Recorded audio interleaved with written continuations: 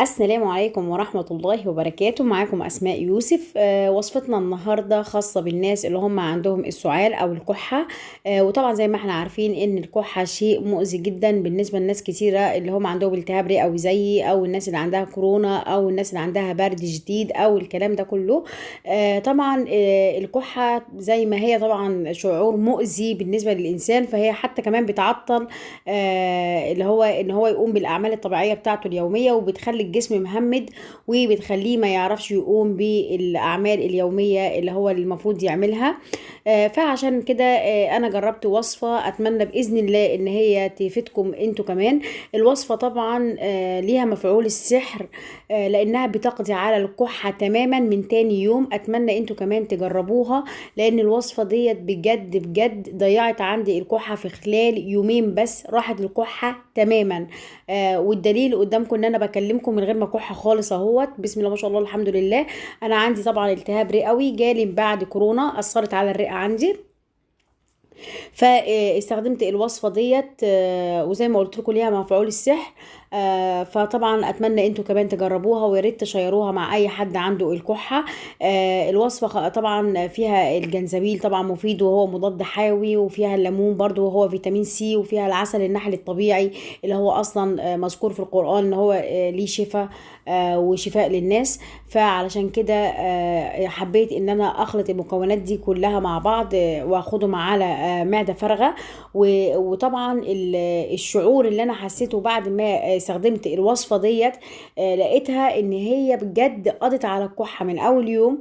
وتاني يوم ابتدت الكحة تضيع تماما. تالت يوم بقى ما كانش عندي كحة خالص. والناس برضو اللي عندها احتقان في الزور ممكن تستعملها. الوصفة مفيدة جدا جدا جدا ليهم. اترككم مع المقادير والوصفة. فالوصفة أولها طبعا زي ما انتوا شايفين كده، ده الجنزبيل الطبيعي زي ما انتوا شايفين.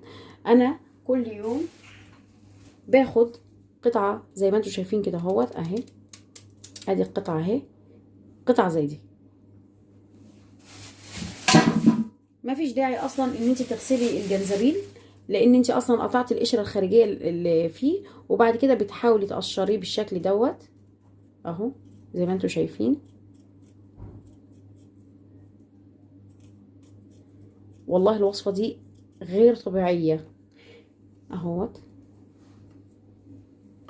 قشرنا الجنزبيل، وبعد كده بنجيب اي حاجة عندنا كده صغيرة، وبنبتدي ان احنا نبشر فيها الجنزبيل بالشكل ده.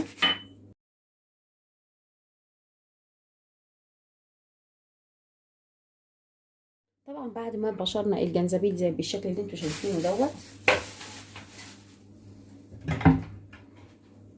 نجيب بقى عصارة الليمون اهي، بنعصر فيها نص ليمون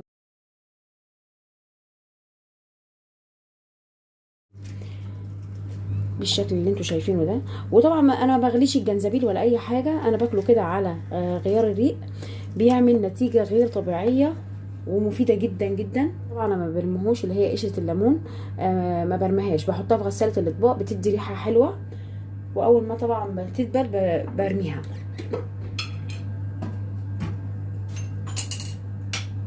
وعندي بقى عسل النحل الطبيعي زي ما قلت لكم، لازم تكونوا عارفين حد بيعمل عسل نحل طبيعي.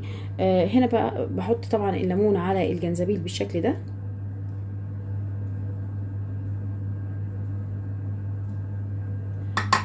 بسم الله الرحمن الرحيم.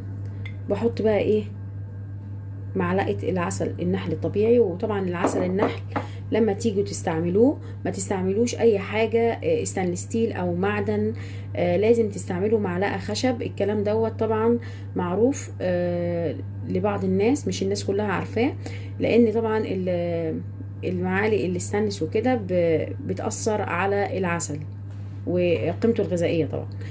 ولكن المعلقه الخشب حاولوا تستعملوها في اي حاجه طبيعي انتوا بتعملوها، بيكون افضل طبعا. بنقلب المكونات ديت كده مع بعض كويس جدا زي ما انتوا شايفين. طبعا ده بيبقى الخليط اهوت، وبتاخدوه كله، مش هتاخدوا حبه منه طبعا، هو هيبقى حراق شويه مفيش مشكله. بس نستحمل طبعا علشان الكحه تروح، لان الكحه بجد غير طبيعيه. انا رحت عندي اهوت من امبارح، بس يعني انا اول امبارح الكحه، لا اول ما خدت اللي هو المعجونه، ما اقول عليه معجونه اهوت او الخليط دوت. لقيت الكحه قلت بطريقه غير طبيعيه، قلت جدا. وبعد بعد كده يعني استخدمته امبارح، ده انا الكلام دوت بدأته اول امبارح، استخدمته امبارح برضو الصبح. لقيت الكحه اختفت تماما. انا ما كنتش، بصي لو قمت على رجلي ومشيت حبه بلاقي الكحه ابتدت. عملت شغل البيت، الكحه بقى ما بتسيبنيش خالص. لان المفروض ما اعملش اي مجهود بقى خلاص يعني. خاصة ان انا عندي برضو احب اقول لكم ان الجنزبيل بعد ما بتستخدميه بتحطيه طبعا في استرتش فيلم وتحفظيه في التلاجة. طبعا ما بنسيبهوش بره كده لانه بيبوظ وبيعفن يعني. فما تسيبوش بره خالص، حطيه في التلاجة بعد كل استخدام وتعمليه كده باسترتش فيلم. ماشي، علشان بس ما ننساش. اترككم بقى في رعاية الله وامنه، والسلام عليكم ورحمة الله وبركاته. كنتم مع اسماء يوسف.